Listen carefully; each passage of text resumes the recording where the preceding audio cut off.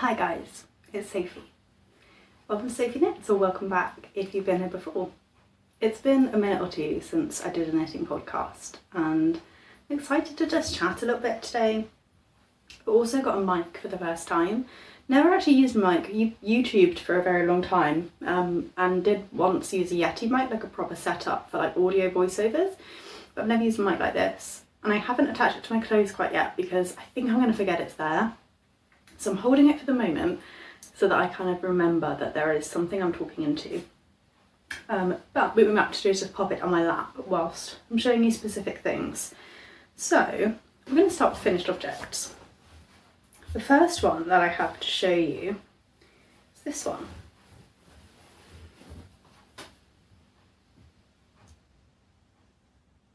So this is an arrow-shaped shawl. It's the colour block shawl.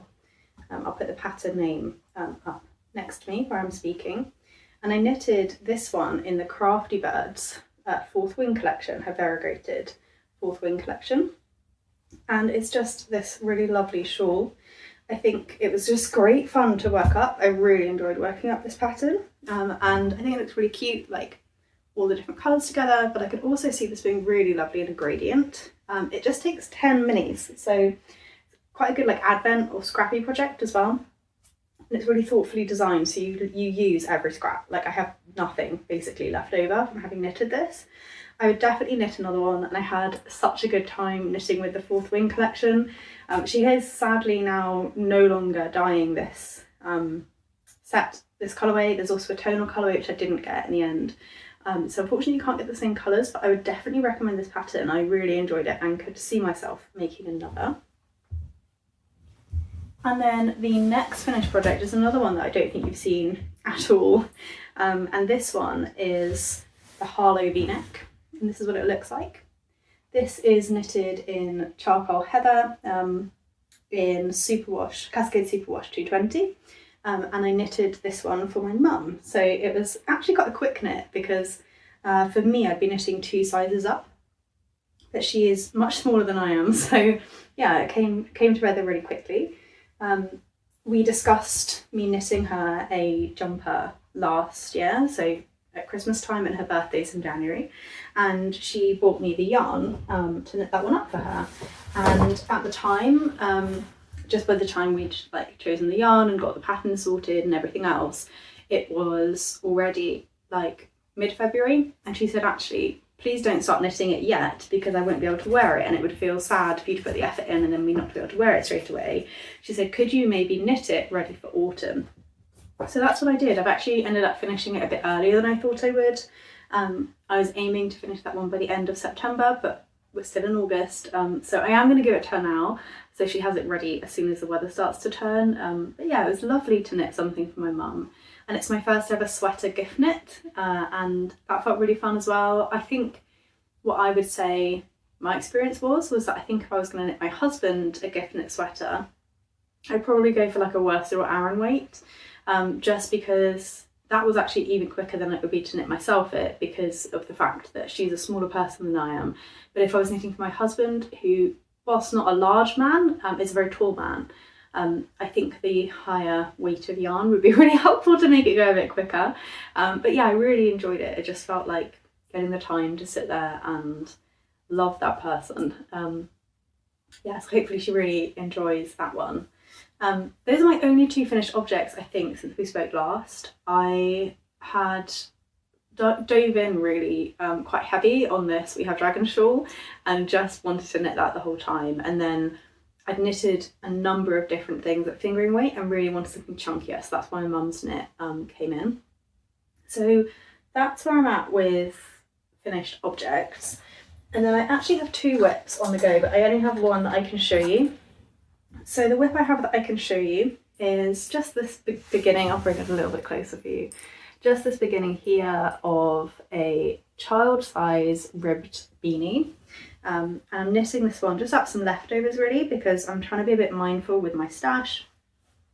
So I have this Noro Ito that I have left over from my birthday jumper, and I think this was knitting for Olive, soft silk mohair, and I'm holding those 2 together, mostly just to use up both because they're similar, I think similar colour schemes, and the similar yardage. So I'm making this one for my son, Whitaker, and I'm making this one in a child size. So he is 14 months old, and I'm just aware that if I make a baby size hat, he may fit it just about this year, but then he definitely wouldn't going forward.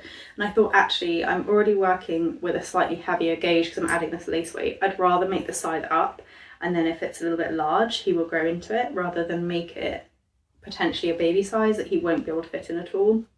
So that's what I'm doing. I only started this one last night, and I'm enjoying it. I think I really wanted to have something else heavier on the needles, having finished my mum's jumper and having enjoyed just the quickness of it. And I think it would be good to get these two out of stash.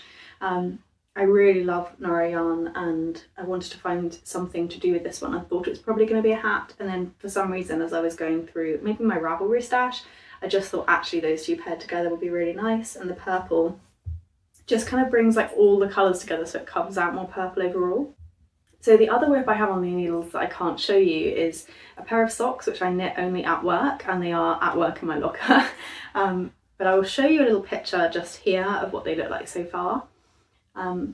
These are knitted in nomadic yarns, self-striping yarn. I have got so into self-striping yarns recently, and it's mainly because of Minty knit socks. If you haven't ever watched her channel, please go and watch it. I love her channel so much. She buys yarn like it's gonna go and run out if she doesn't, and she knits the most amazing socks, and I've just fallen into the headfirst into the self-striping sock hype after watching her videos, and she's someone I click on her video the minute it comes up.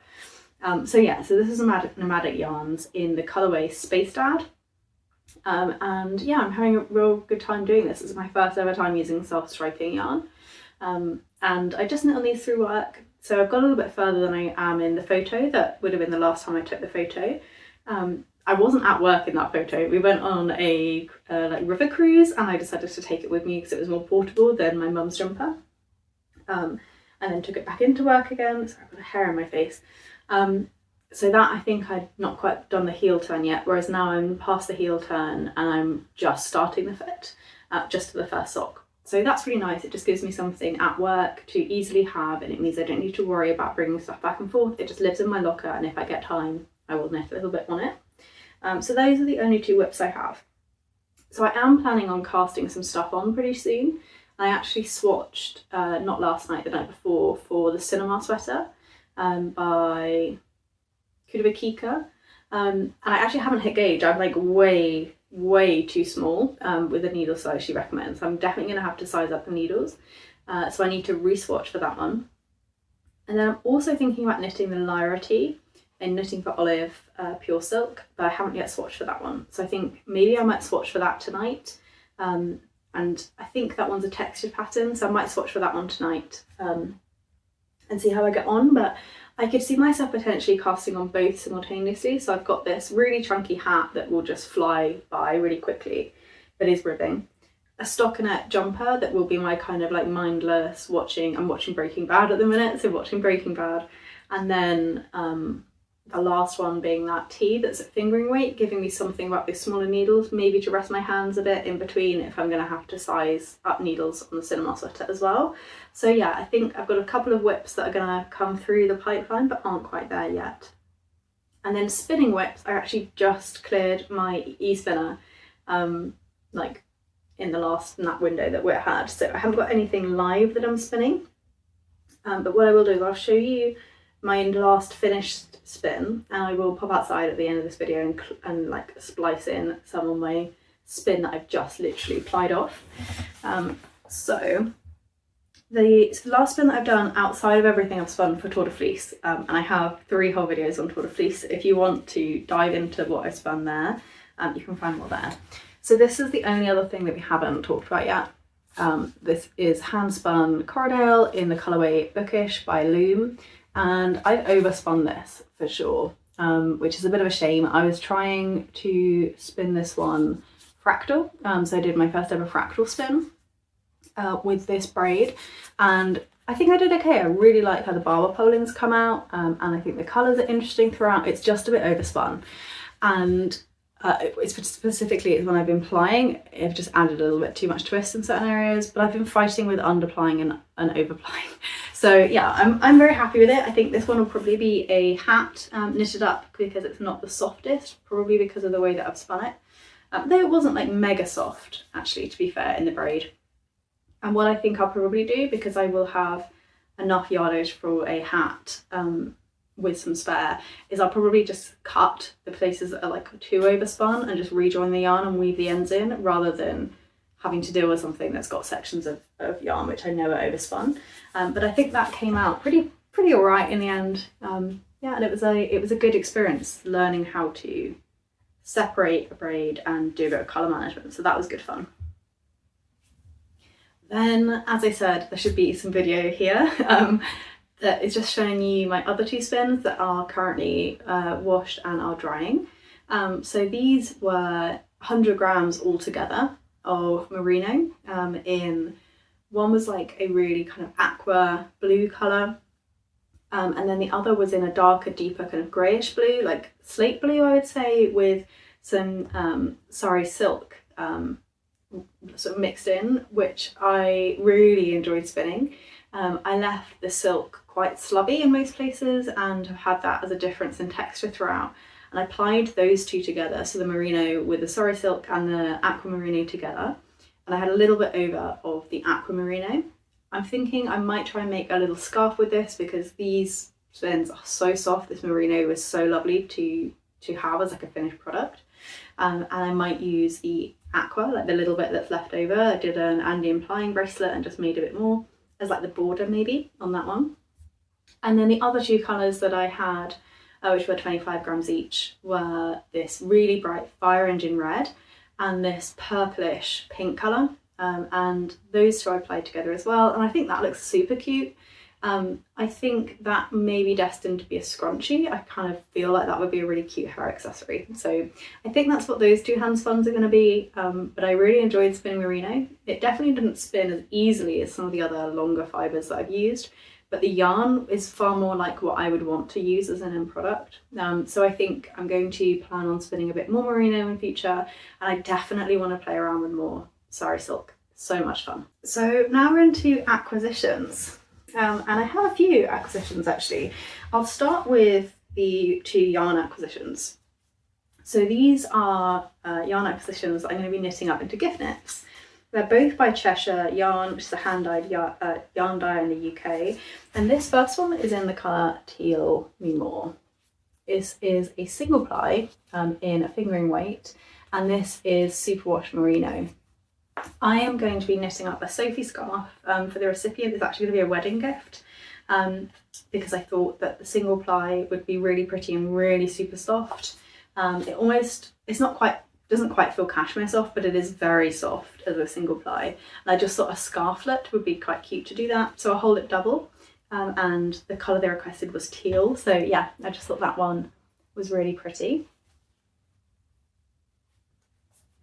And then the other colour that I got from the same dyer is called Peacock Feather, which I think is such a good name for this colour. It's coming across a little bit bluer on camera than it is in my hand. It's a little bit more green to it. And they requested a very specific shade of green, and this was as close as I could get. The Teal Me More, I could find teal much more easily. I bought the Teal Me More because I found the specific green they wanted. And this one is actually going to be a Victoria scarf by Sarah Nordland. And again, this is a single ply in a fingering weight, and I think I'm holding it double as well for that pattern. Because this is a tonal yarn and the other is more variegated, I thought that the lace pattern would just be really pretty. I think it's lace and cables in this particular one, and that's also going to be a scarflet because it is two femme ladies who are getting married to one another. So yeah, that's going to be really fun, and I can see those coming into my whips pretty soon.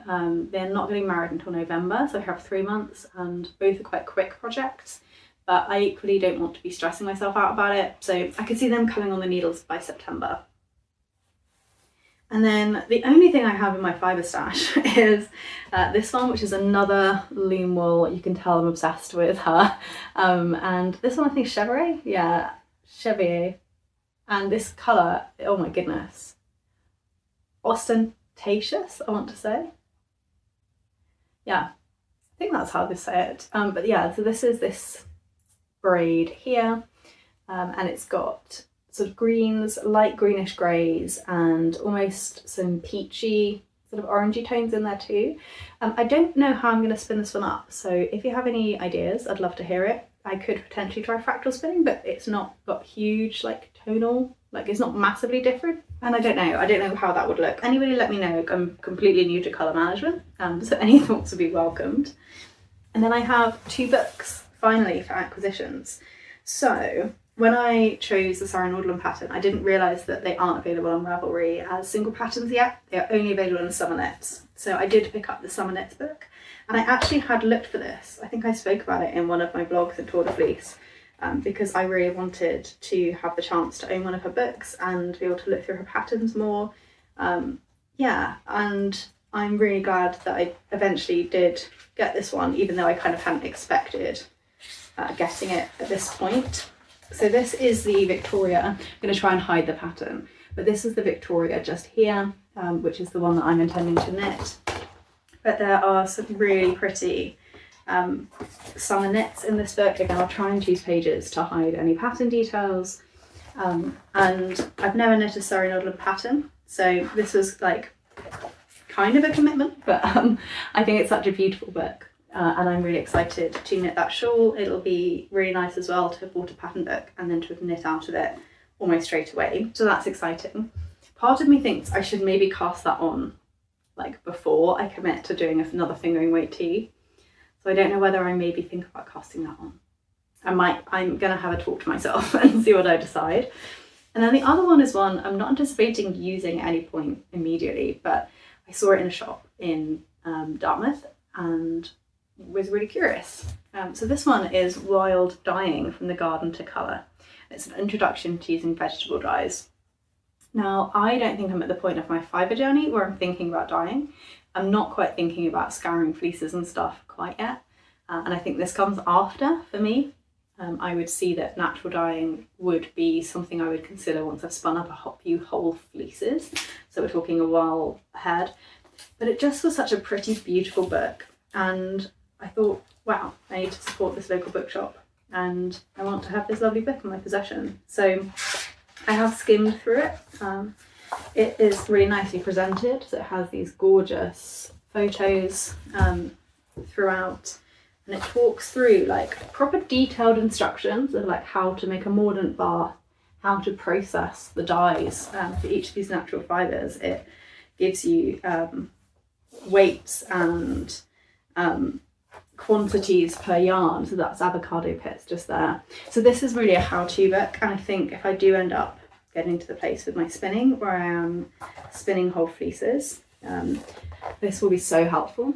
I love also that it gives you examples of how that's dyeing up in the skein, in cloth, etc., and what that looks like whilst it's being processed. So I just think this is going to be such a fun thing to think my way around, potentially at some point in the future.